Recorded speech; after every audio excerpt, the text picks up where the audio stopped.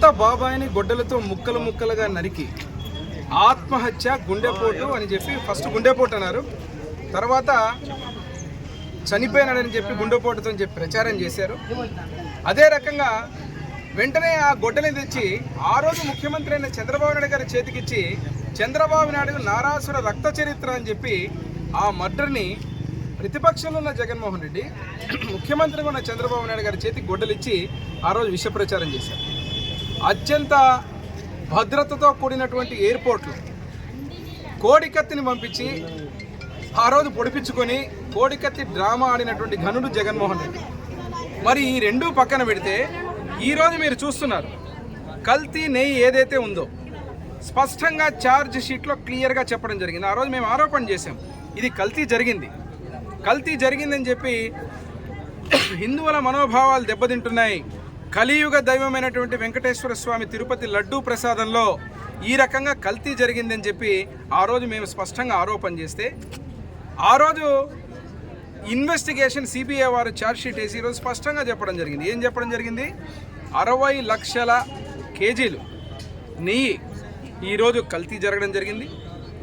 ఆ కల్తీ కూడా ఏంటి, దాదాపు 250 కోట్ల విలువని ఈరోజు పూర్తిగా ఇబ్బంది పెట్టారు, తీసేసుకున్నారు, అవినీతి చేసుకున్నారు. అంతేకాక ఈ టెండర్ ఇచ్చే ప్రక్రియలో కూడా సమర్థత లేనటువంటి ఏజెన్సీ డైరీ ఏదైతే ఉందో ఆ డైరీకి మార్చి రూల్స్ అన్నీ మార్చి ఆ యొక్క డైరీకే ఇచ్చేటట్టుగా చేయడం జరిగింది.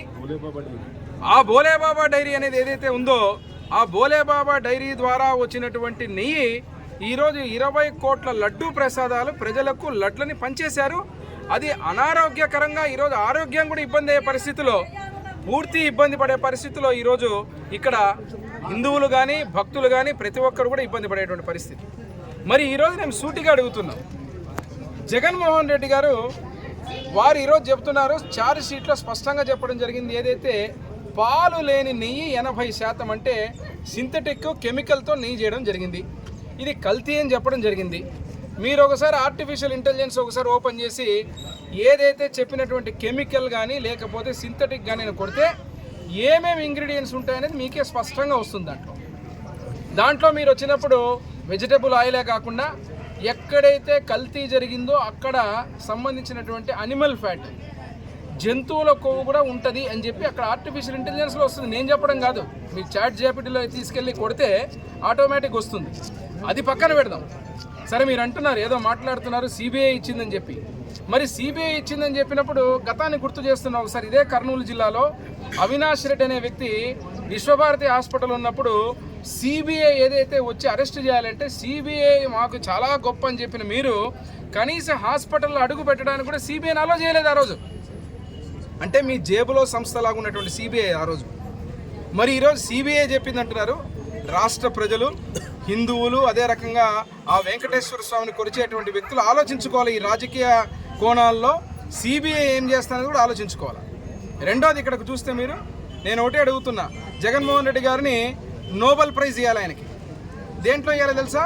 పాలు లేకుండా నెయ్యిని సృష్టించిన దాంట్లో ఆయన కొత్త కెమిస్ట్రీ కనుక్కున్నాడు. ఆయనకి ఆ కొత్త కెమిస్ట్రీలో ఈరోజు కనుక్కున్న దానికి ఆయనకు నోబెల్ ప్రైజ్ ఇవ్వాలి. ముందు మీరు ఈరోజు ఇక్కడున్న మా అక్క చెల్లెళ్ళు కానీ అందరం కూడా అడుగుదాం, నెయ్యి లేకుండా పెరుగు వస్తుందా? పెరుగు లేకుండా వెన్న వస్తుందా? వెన్న లేకుండా నెయ్యి వస్తుందా? ఇది ఏమీ లేకుండా మీరు నెయ్యిని సృష్టించారంటే కల్తీ చేశారని చెప్పి ఛార్జ్ షీట్లో పెడితే ఈరోజు పాపం నిన్న మేమందరం కూడా మనోభావాలు, హిందూ మత మనోభావాల కలియుగ దైవం శ్రీ వెంకటేశ్వర స్వామి యొక్క ప్రసాదాన్ని ఈరోజు అపవిత్రం చేశారని చెప్పి మీ అవినీతి కార్యక్రమాలు చేసుకొని కల్తీ చేశారని చెప్పి స్పష్టంగా చెప్తుంటే ఈరోజు పాపం గుడులకు పోయి చంద్రబాబు నాయుడు గారికి మంచి బుద్ధి కలిగించాలని చెప్పి ఒకడు మాట్లాడతాడు, ఇంకొకరు పోయి ఈరోజు ఏదో కార్యక్రమం చేస్తున్నామని. ఎందుకంటే డెఫినెట్గా ఈరోజు వాళ్ళు పోతున్నారు. ఎందుకు పోతున్నారంటే రాత్రి ఖచ్చితంగా కలియుగ స్వామి కలలో వచ్చింటాడు. కలలో వచ్చి చెప్పింటాడు, మీరు చేసిన పాపానికి మీరు గుడికి పోయి ప్రక్షాళన చేసుకోకపోతే మీకు పుట్టగతులు ఉండవని చెప్పి దాన్ని కవర్ చేసుకొని లోపల పోయి తప్పైంది గోవిందా గోవిందా అని చెప్పి చెంపలేసుకొని బయటకు వచ్చి మాత్రం చంద్రబాబు గారి మీద అవాకులు చెవాకులు మాట్లాడుతున్నారు. నేను ఒకటే చెప్తున్నా, కల్తీ జరిగిందా లేదని ఛార్జ్ షీట్లో స్పష్టంగా చెప్పడం జరిగింది. పాలు లేనటువంటి నెయ్యిని ఎట్లా తెచ్చారు? 20 కోట్ల లడ్డూలు ఏ రకంగా మీరు అనారోగ్యకరంగా ఈరోజు భక్తులందరికీ పంచారు? ఇదే జగన్మోహన్ రెడ్డి ఆ రోజు బోలేబాబా అసమర్థతతో కూడినటువంటి సమర్థత లేనటువంటి ఆ డైరీకి టెండర్కు ఎందుకు ఇచ్చారు? అదే రకంగా ఈరోజు సింథటిక్ కెమికల్ని వాడినటువంటి నెయ్యితో ఈరోజు అపవిత్రం చేసింది మీరు కదా. నేను అదే చెప్తున్నా, మళ్ళీ చరిత్ర చెప్పిన నిజం ఏమంటే, ఒక ముక్కలుగా బాబాయిని మర్డర్ చేసిన వ్యక్తి గుండెపోటని చెప్పి ప్రయత్నం చేశాడు ఆ రోజు. ఈరోజు కూడా కల్తీ జరిగిందని చెబుతుంటే కూడా ఊకదంపుడు ఉపన్యాసాలు, ఏదో రకంగా డ్రామాలాడి ప్రజలకు ఏదో ఇది చేయాలని చెప్పి. నేను ఇంకో విషయం కూడా అడుగుతున్నా సూటిగా, జగన్మోహన్ రెడ్డి పాదయాత్ర చేస్తాంట రేపు మళ్ళీ నేను పాదయాత్ర చేస్తానని చెప్తున్నాడు.